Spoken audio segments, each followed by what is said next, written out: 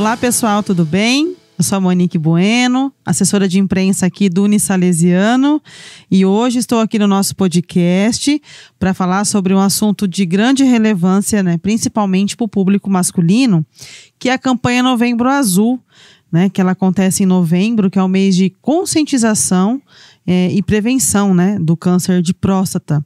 Para isso, a gente convidou o Dr. José Vinícius. Eu sempre esqueço o sobrenome. Eu falei assim, nossa, agora vai ser o nome também, né, doutor?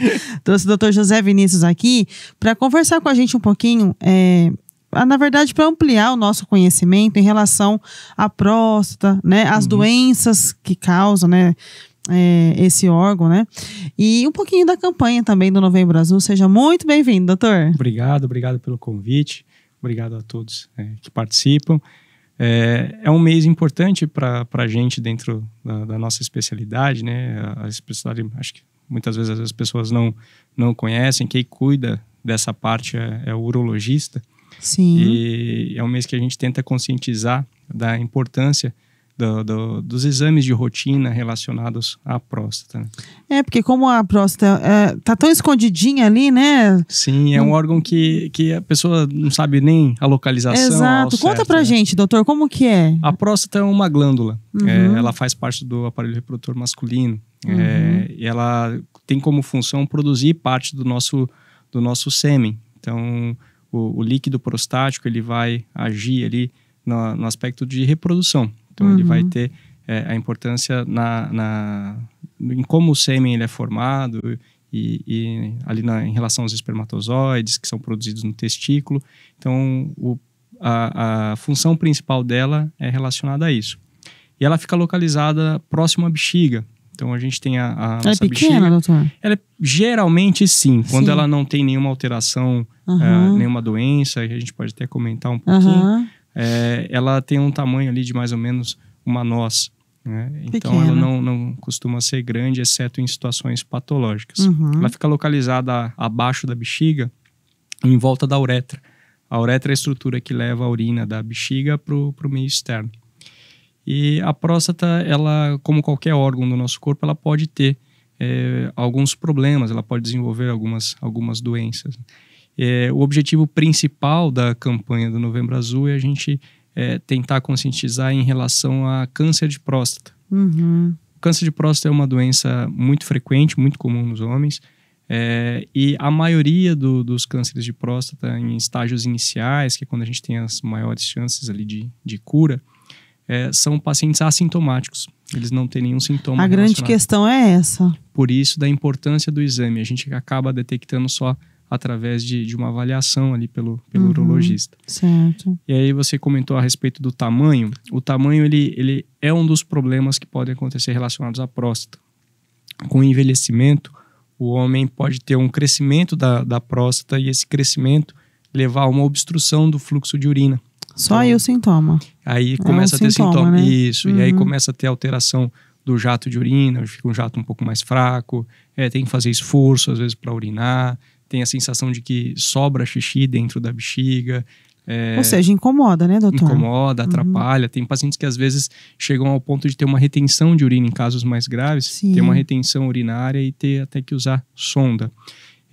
Só que isso é uma patologia diferente. A gente chama disso de hiperplasia prostática benigna. Então é uma doença benigna, mas que tem ali os seus sintomas, tem as suas repercussões e tem também o seu tratamento específico, né? Certo. E aí a campanha ela foca bastante na avaliação em relação a câncer. Porque o câncer, a maioria das vezes, quando a gente consegue diagnosticar ali em fase inicial, ele não dá sintoma algum. Então, isso é um aspecto importante, porque a pessoa fala, para que eu vou fazer exame? Não estou sentindo nada. Para que ir atrás? E aí, a hora que as coisas acontecem, a pessoa pode se arrepender no futuro. E de que forma, então, que a pessoa pode buscar essa prevenção? O que a gente segue, isso tem uma certa controvérsia em relação a locais diferentes, países diferentes. Então, cada país tem a sua diretriz, a sua orientação em relação a como é feito ali o rastreamento. No Brasil, a gente costuma seguir a recomendação da Sociedade Brasileira de Urologia. Então, todos os homens a partir dos 50 anos ou naqueles homens que tiverem histórico familiar ou for da raça negra, porque são fatores que aumentam o risco de desenvolver a doença, a gente começa com 45. Ah, tá. E a gente, inicialmente, existem outros exames, dependendo, claro, do quadro clínico, de sintomas que estiverem associados, mas aqueles pacientes que não têm sintoma algum, a gente começa com 2 exames iniciais, que é o exame do PSA, que é um exame de sangue, e o exame do toque, o famoso exame do toque. Que é o que o pessoal assusta e às vezes não quer fazer. Exato. Esse é um exame... tabu que tem que ser colocado abaixo. Tem que ser colocado abaixo, porque é um exame simples, um exame que faz parte da consulta, faz parte do exame físico ali do urologista. E é claro que é um exame que gera um certo constrangimento, porque é um exame um pouco mais íntimo, mas é um exame extremamente crucial. Importante. Existem muitas situações que o exame de sangue está normal e a gente só consegue detectar alteração pelo toque. É uma dupla, por isso que essa dupla é tão importante. Por né, isso doutor? que é importante. Existem situações que o toque está normal e descobre alteração no sangue, existem alterações, o sangue é normal e o toque está com alteração. Então, quando a gente junta os 2 exames, a gente aumenta a nossa chance de detecção de algum problema. Por que é tão importante, então, a pessoa buscar essa prevenção, né, o diagnóstico, qualquer que seja? Porque é importante o toque. Explica para os homens que têm medo, né? O toque, ele vai gerar um constrangimento, ele vai gerar um certo desconforto durante o exame, mas é um exame simples, não precisa ficar com medo, não precisa ficar... Isso não vai afetar em nada questões assim de ordem sexual ou qualquer outro tipo de Pelo contrário, né? O que vai afetar a questão sexual é se tiver o câncer problema, de próstata, né? Aí isso pode afetar a questão sexual. Então, é um exame simples, rotineiro, e é um exame que muitas vezes ele vai trazer algumas informações pra gente, se a próstata tem um aumento dela ou não, se tem alguma alteração da consistência, se tem alteração ali, presença de algum nódulo suspeito. Então, é um exame que ajuda a gente bastante em alguns diagnósticos. E aí, junto com isso, a gente associa o PSA, que é um exame de sangue. Então, que ele mostra, o PSA? O PSA é um exame que é específico da próstata. Isso é uma coisa importante também. Ele não é um exame específico de câncer. Tá. Então, isso é uma coisa que a gente vê com uma certa frequência no consultório. Às vezes o paciente fez o PSA, que por outro médico até pediu, foi no cardiologista fazer o exame, viu? E ele vem com o PSA alterado e vem desesperado muitas vezes. O PSA alterado não é igual câncer. Isso é uma coisa importante, porque isso gera muita ansiedade, gera muito estresse. É claro que o PSA alterado leva a gente a alguns questionamentos, algumas preocupações, mas não é sinônimo. Outras doenças da próstata Outras também? doenças podem afetar o PSA. Então, a hiperplasia, que é o crescimento da próstata, o próprio envelhecimento pode alterar o PSA, infecções, como por exemplo infecção de urina, infecção na própria próstata.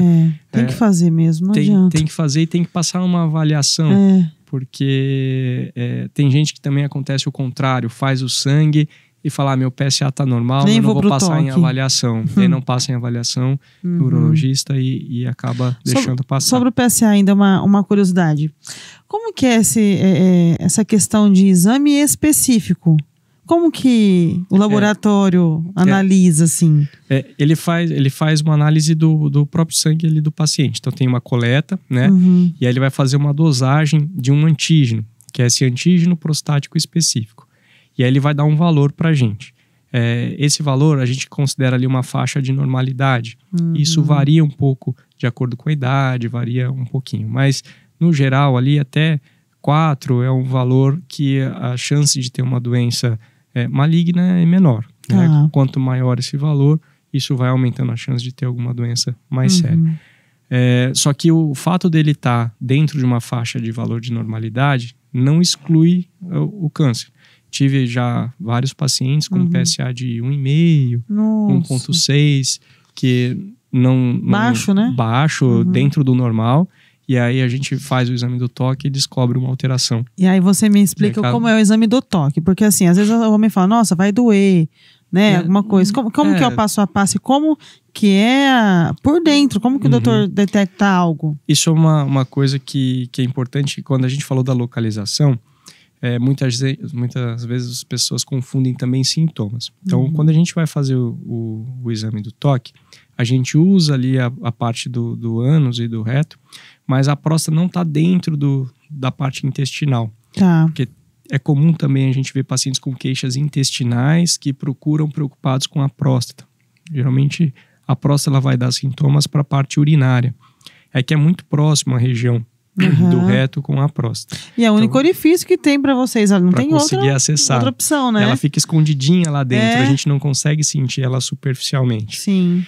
A posição de exame, ela varia. Cada médico tem a sua preferência, não tem um certo, um errado. Tem médico que prefere examinar, às vezes, numa posição em pé, outro deitado. E vocês escutam o paciente também em alguma situação? Olha, sim, né, algum incômodo? Tem paciente, às vezes, que tem uma limitação física de mobilidade, que a gente tem que adaptar a posição que vai ser examinado. Paciente, às vezes, cadeirante. Então, a posição de exame, ela varia. Tá. De acordo ali com a preferência do médico e com alguma possível limitação. O importante é você sentir o toque, né? O importante é fazer a introdução ali do dedo. Então a gente vai passar um gel que é ao mesmo tempo lubrificante e anestésico na região, né? E aí a gente introduz o dedo e aí com o próprio dedo a gente sente ali a próstata, a gente tem a localização habitual dela, né? E aí você consegue sentir. Estimar o tamanho dela, se ela está aumentada ou não está aumentada, saber a consistência dela. Ela é o que? O natural, assim? Ela seria mais ou menos um tamanho de uma noz. Em termos de peso, de volume ali, ela teria de 25 a 30 centímetros cúbicos de volume, mais ou menos. Né? E a espessura, assim, doutor, como que ela é? A consistência dela, geralmente, é uma consistência, a gente chama de consistência fibroelástica. Ela não é muito dura, mas ela não é muito molinha. Seria uma consistência intermediária. Tá. Então, geralmente, quando eu falar com os alunos, eu costumo pedir para fechar a mão, e aí essa consistência aqui, ó, dessa aqui região. Em cima. Isso. Que legal. Ela é um pouquinho firme, sem ser dura. Né? Que a gente chama de consistência ali, fibroelástica. E quando a gente tem um nódulo suspeito, geralmente ele tem uma consistência endurecida, como se fosse a região aqui do osso. Né? Então, é um comparativo que dá para aproximar um pouquinho a consistência. Similar. E aí é um exame que traz muitas informações para a gente. O PSA ele é importantíssimo também, mas a gente não pode excluir um ou outro exame. A gente ainda hoje, apesar de todos os avanços que tiveram de tecnologia, de diagnóstico, ainda hoje é um exame muito útil para a gente. Então, homens, escutem isso. E as mulheres também, né, doutor, que estão do lado. O doutor já tinha me comentado comigo da importância da presença da mulher. A esposa, às vezes, é quem fica no pé ali do marido. O homem, geralmente, é mais relaxado para essas coisas de saúde. Não tô sentindo nada, não precisa ir, não. Já aconteceu, assim, de chegar no consultório, o casal, né, trouxe o meu marido para fazer uns exames. Aí a gente pergunta, o senhor... ela que mandou aqui. Acho que só muda o endereço. Então, as igual. mulheres, elas têm uma participação importante. Que bom. Porque o homem ele geralmente, ele é menos... isso tem mudado ao longo dos anos. A gente percebe que os homens estão cada vez mais... Graças a essas campanhas, né? As campanhas ajudam bastante. Então, o pensamento do homem, ele tem mudado um pouquinho. Mas ainda tem muito dessa questão do homem se cuidar menos, da mulher ela ser mais zelosa ali com a saúde. Exato. E ela fica mais no pé do marido, então o marido acaba indo muitas vezes por insistência da mulher. A mulher ela faz todo ano também tem o Papa Nicolau, ela também passa mamografia, passa por esses incômodos. Os exames das mulheres, eles são até um pouco mais invasivos, né? do que o do homem, né? O homem é claro que é um exame desagradável, mas é um exame ali rápido, tranquilo. Ou seja, doutor, quanto antes, né? Me fala um pouco a importância, então, o doutor tinha comentado também dos casos, né? Assim, a muito frequente. Proporção de casos é muito grande, né? É um para cada 8 homens, mais ou menos, pode ter o câncer de próstata. Né? Então, ela é uma doença bem frequente, é um dos tumores mais comuns que acometem os homens. E quando a gente descobre o câncer de próstata no estágio inicial, a chance de cura ultrapassa 90%. Então, quanto mais avançado é o tumor, menor é a chance de cura do aquele paciente, né? Então, a qualidade de vida piora. Piora a qualidade de vida, começa a ter efeitos, às vezes, relacionados a uma progressão, uma evolução do câncer. As metástases. Metástase óssea, com dor muito intensa que o paciente pode ter. Judia. Então, quanto antes a gente descobrir, o tratamento ele vai ter uma chance de cura muito maior. Certo. E aí a chance daquele paciente vir a morrer do câncer de próstata é muito baixa, porque ele tem uma chance de cura muito alta. Então, quando a gente suspeita, então como é que a gente vai suspeitar? A gente vai suspeitar através do PSA e do exame do toque. Certo. Quando a gente tem alguma suspeita em relação a uma alteração de um dos dois exames, a gente indica um exame mais aprofundado, um exame mais detalhado, que é a biópsia de próstata. Tá. A biópsia de próstata é um exame um pouco mais invasivo. Não são todos os homens que vão precisar fazer. Então, vai depender da avaliação que o urologista fez em relação ao PSA e em relação ao Cada exame caso do é um toque. caso, Cada né? caso é de um jeito. E aí, fez uma suspeita de alguma doença mais séria, vai partir para o exame de biópsia. A biópsia, a gente vai tirar alguns fragmentos. Então, o paciente é sedado, né? Ele dorme ali para poder fazer o exame, que é o exame um pouco mais invasivo. Certo. Faz um ultrassom da região ali da próstata e a gente tira fragmentos da próstata. E aí esses fragmentos vão ser encaminhados para análise. Tá. Que aí vai para o médico que é chamado de patologista. Aí o patologista vai olhar que tipo de célula que tem ali, se são células benignas ou se são células malignas. Ali ele consegue também ver o grau das... Consegue ver o grau. Então, quando tem uma célula maligna, ele vai ver o grau de diferenciação daquelas células, daqueles tecidos.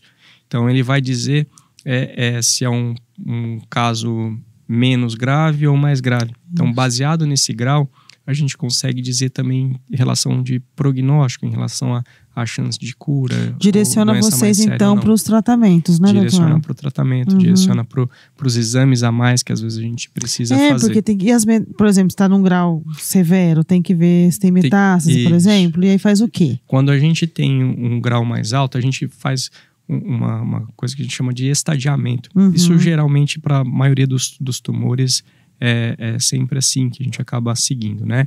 Então a gente vai olhar ali, ver que tipo de tumor que é e aí ver a agressividade desse tumor. E aí juntando com outras informações como PSA, valor de PSA, a alteração que tem no toque, essas alterações da biópsia, a gente classifica esse tumor se é um tumor que tem uma maior ou menor agressividade, um maior ou menor risco de ter uma metástase. E aí, quando a gente tem uma suspeita um pouco maior, a gente tem que fazer alguns exames, como, por exemplo, uma tomografia, uma ressonância da parte abdominal e uma cintilografia óssea. Porque o câncer de próstata, quando ele começa a disseminar, ele pode ali crescer localmente, né, que a gente fala, em volta de onde está a próstata, e ele pode começar a emitir células malignas para outros tecidos. E aí o mais comum é ir para os linfonodos que a gente tem ali na região pélvica e para os ossos.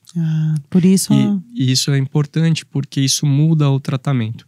Então, quando a gente tem um tumor que é um tumor localizado, um tumor inicial, um tumor pouco agressivo... Explica como que vocês... A gente geralmente trata esse paciente com cirurgias ou com radioterapia. Retira a próstata? Tem que retirar a próstata toda. A gente retira a próstata, retira a cápsula prostática que envolve ali a próstata, retira as vesículas seminais. Então, a gente tem que fazer uma cirurgia que a gente chama de uma cirurgia radical, né? Que tira tudo ali que está em volta. Quando o paciente já tem um câncer metastático, a cirurgia já não vai ter aquela eficácia. Então, a gente tenta uma outra modalidade de tratamento que é um bloqueio dos hormônios. Então, a testosterona é um hormônio que vai, vamos dizer, estimular ali o crescimento daquelas células. Então, a gente bloqueia a ação da testosterona, a produção até da testosterona, para impedir, controlar o tumor, controlar o crescimento tumoral.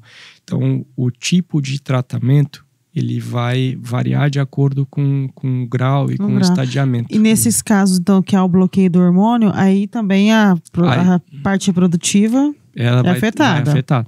Porque você bloqueando o hormônio, você vai diminuir libido, vai alterar a questão sexual da ereção. Então, vão ter algumas consequências ali do tratamento, né? E quando o tumor é descoberto numa fase inicial, a gente trata ali, por exemplo, com cirurgia, com radioterapia, que os efeitos colaterais existem também. Existe chance de disfunção erétil, existe risco de, por exemplo, incontinência urinária. Há os riscos, né? Sempre tem os riscos, mas quanto menos agressivo é o tumor, maior a chance desse paciente se recuperar e Ou ficar seja, bem. a gente bate na tecla de novo. Quanto mais rápido procura, Melhor. menos agressivo o tumor. Menos né, agressivo, doutor? maior a chance do paciente sobreviver Exato. àquele tumor, aquele tumor não ser responsável ali pela morte daquele paciente. Né? Então, a campanha de conscientização acho que é importante por isso, porque como é uma doença, desmistifica e como é uma doença que inicialmente ela não tem sintoma, que é a fase melhor de tratar, o homem muitas vezes não procura. Ele fala, eu não sinto nada, eu não vou. Então, esse é importante para o homem começar a se cuidar. E às vezes é um passo ali inicial até para se cuidar de maneira geral. Lógico. Porque às vezes o paciente ele descobre outra coisa descobre também, doutor. Diabetes, descobre colesterol, que nunca foi em médico. Quantos pacientes às vezes chegam ali com seus 50 e poucos anos, doutor, é a primeira vez que eu venho no médico na minha vida. Meu Deus, e aí nunca fez nenhuma avaliação para ver diabetes, para ver colesterol. Então existem outras doenças que às vezes a gente acaba... O check-up é importante, né? É importante. Então a gente aproveita essa rotina da próstata, de conscientização da próstata, e muitas vezes a gente acaba...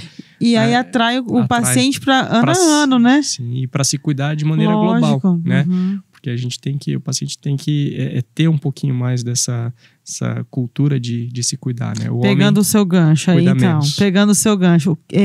Quais são os seus conselhos, então, para o homem viver melhor? Tem algumas coisas que não são fáceis da gente ter. Nossa rotina é uma rotina que é muito atribulada, independente da profissão da pessoa. A gente tem uma rotina, às vezes, muito, muito corrida, muito atarefada, de múltiplas funções estressantes.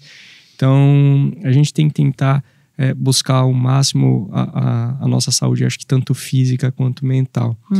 E acho que uma maneira muito boa disso é a prática de atividade física. Isso ajuda bastante, porque a pessoa tem um certo relaxamento ali, a hora que ela pratica atividade física. Sim. Ela ajuda ali na melhora cardiorrespiratória. Então, a atividade física é fundamental. Uma alimentação bem equilibrada, né? Isso é uma coisa também muito importante. A gente come, às vezes, de maneira muito errada, tanto em quantidade quanto em qualidade. De alimentos, né? Eu quando o paciente eu costumo até fazer um comparativo com um carro, né? Eu falo assim, você vai lá abastecer teu carro.